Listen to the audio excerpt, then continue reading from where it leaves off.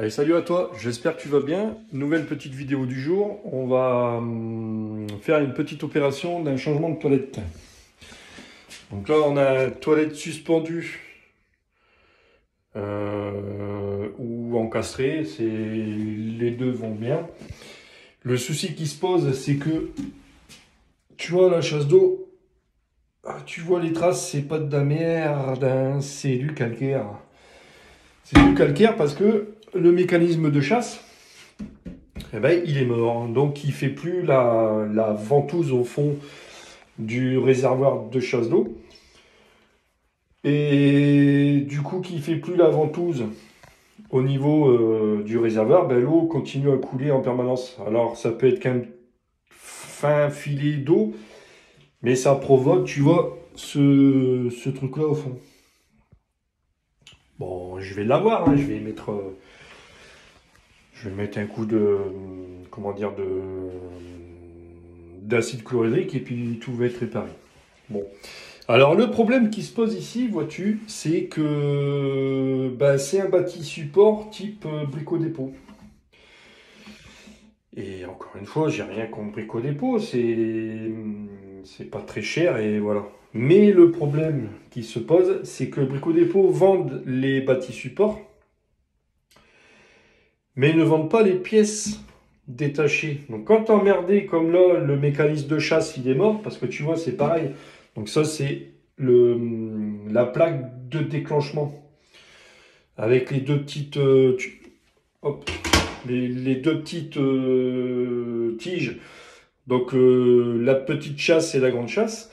Et là, si tu vois, là, celui-là, il est encore là, mais l'autre, il est cassé.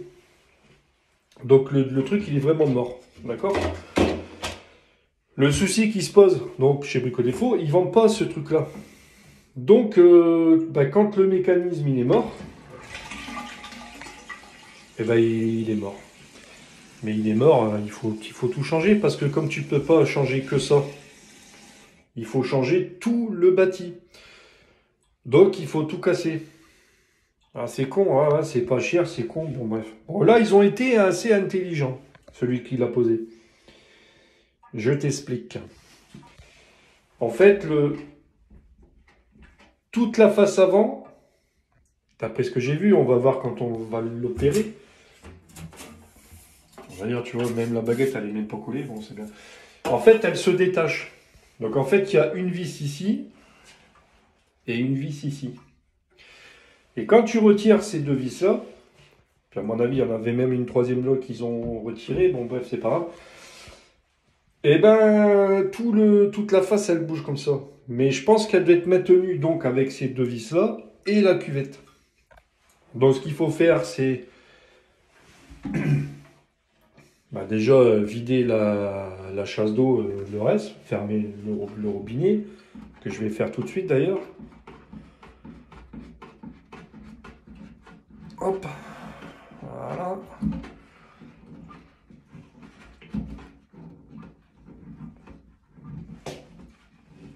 Voilà, je tire la chasse.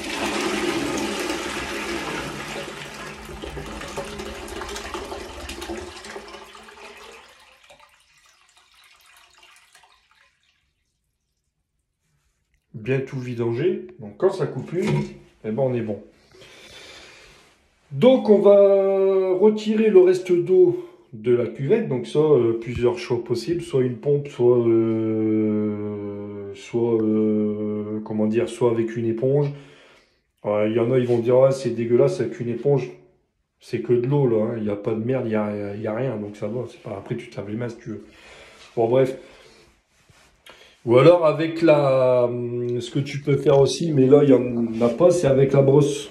Avec la brosse, tu viens et tu tamponnes comme ça, clac, clac.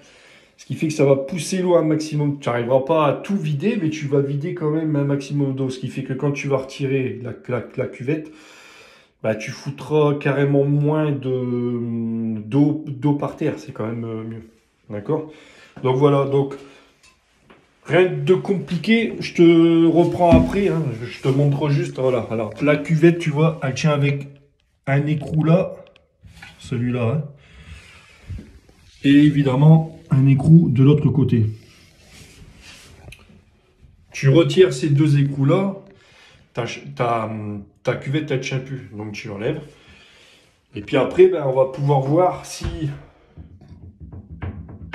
tout est OK, si toute la face avant part comme je l'espère. S'il n'y a que ça à faire, ça va. Et comme j'ai dit à la cliente, si on n'arrive pas à retirer tout, s'il y a un problème, je ne sais pas si les carreaux type métro, là, tu vois, ils cassent. Ceux-là, je vois que tu vois, voilà, tu vois, c'est un petit peu bizarre comme truc. J'ai un peu peur quand je vais l'ouvrir. Enfin, bref, on verra bien. Donc, je retire la cuvette et je te reprends après. Bon, alors ça y est, j'ai retiré la cuvette. Et effectivement, j'ai retiré donc la partie. C'est pas mal ce qu'ils ont fait. C'est pas mal. La partie haute s'en va et tu vois, c'est pour ça qu'on voyait encore qu'on voyait le joint par rapport à en bas là, ce carreau là. C'est parce que celui-là en fait il tient avec la cuvette. Et donc je l'ai retiré et c'est pas mal parce que tu vois du coup ils ont bien mis un rail au-dessus. Lui, il n'y a rien en dessous. Ce qui fait que logiquement, théoriquement, je vais enlever la partie basse. Donc la partie basse, je vais retirer la partie donc de la chasse d'eau par rapport au bâti support, l'évacuation bâti support, et la partie basse, elle va se retirer. Et puis après, je pourrais retirer, donc démonter l'ancien bâti support et mettre le nouveau. Géberit, évidemment, tu me connais maintenant. Il est là. Ok, donc rien de bien et intéressant. Je retire la plaque du bas, je retire le bâti support et je te reprends. Petite parenthèse, bon, j'ai retiré, tu vois, la partie basse, partie évacuation et la partie chasse d'eau. Et je voulais te faire voir les dégâts que ça peut faire le calcaire. Ça, c'est la partie chasse d'eau, tu vois, le tuyau. Regarde ça, le travail. T'as vu le calcaire qu'il y a tout là? Eh ben, ça peut faire pareil sur tes canalisations, sur les évacuations, puisque forcément, l'eau qui arrive de ta chasse d'eau, elle part à l'égout. Donc, elle part sur tes canalisations qui partent à l'égout. Donc, voilà. Eh ben, des fois, la canalisation, moi, j'ai déjà vu bloquer comme ça, où il fallait tout couper, tout changer, toute la canalisation, parce que tout était bouché complètement. Donc, il y en a qui disent, ouais, le calcaire, on s'en fout, ça va très bien. Ça va très bien jusqu'au jour où. Et moi, je dis que... Alors, je te dis pas ça parce que moi, j'en vends et j'en pose. Mais les adoucisseurs d'eau, ben, c'est plus comme dans le temps avec les premiers adoucisseurs d'eau. Moi, j'ai mes parents qui en avaient un. Je te parle de ça, c'était dans les années 85, on va dire. 85, ouais, 85 par là. Ces premiers-là, ils bouffaient du sel à mort. Ça consommait du courant à mort. Enfin, c'était vraiment de la merde. Faut pas oublier que maintenant, on est quand même en 2023. Ils ont fait des énormes progrès. Ça consomme presque plus de sel. Ça consomme quand même, mais carrément moins par rapport à 80, d'accord? Et moi, j'en ai mis un chez moi. Franchement, ma femme, elle est contente parce que elle a plus besoin de nettoyer la vitre, tu vois, avec un anti-calcaire et tout. Elle passe limite un coup de savon, un coup d'éponge et puis c'est réglé. Franchement, c'est... Bon, bref. C'était la petite parenthèse. Donc le bâti support est retiré, tu vois, il est là. L'évacuation, il avait fait tenir avec du silicone. Alors, je sais pas, attends, je vais te mettre un peu plus près. L'évacuation, en bas, ils avaient foutu du silicone. Et puis là, tu vois, ils ont fait un piquage. Donc là, le piquage, c'est pour la machine à laver, là-bas, tu vois. Et donc, ils ont fait un piquage sur la pipe.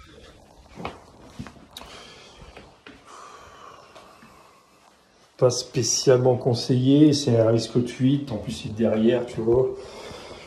Donc voilà le résultat quand le bâti support est retiré. Donc tu as le tuyau qui arrive de la machine à laver que moi j'ai coupé du coup. Et puis là tu as le coude de l'évacuation toilette qui arrive.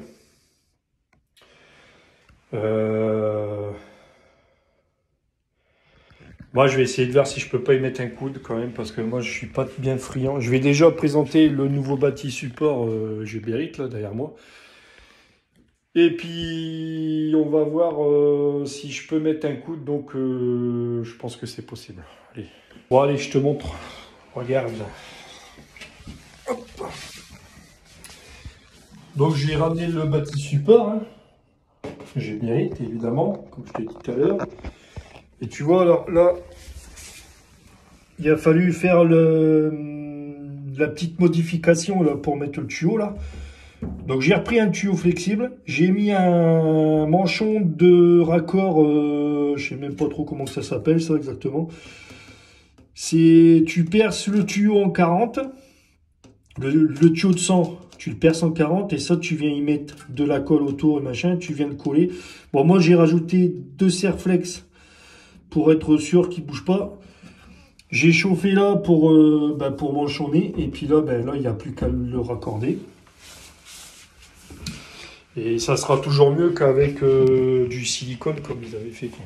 Hein, on est d'accord? Bon allez, donc du coup, ça se présente comme ça. Par contre, je suis pas bien convaincu que au niveau façade, ça aille comme il faut. Hein.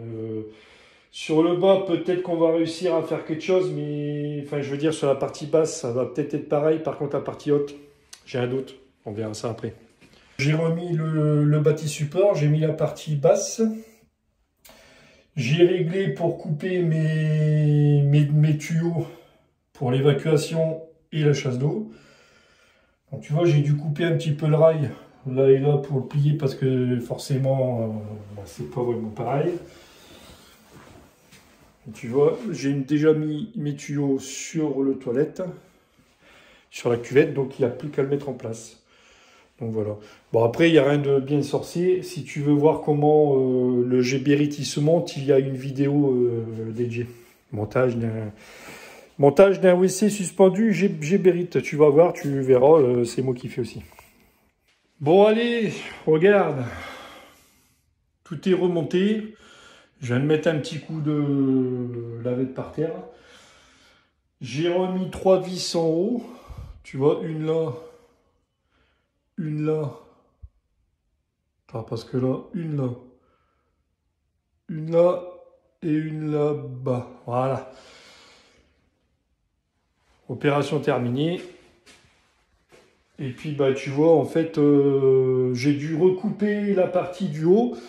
Mais en fin de compte, ils ont de la chance. Allez, finish. Salut!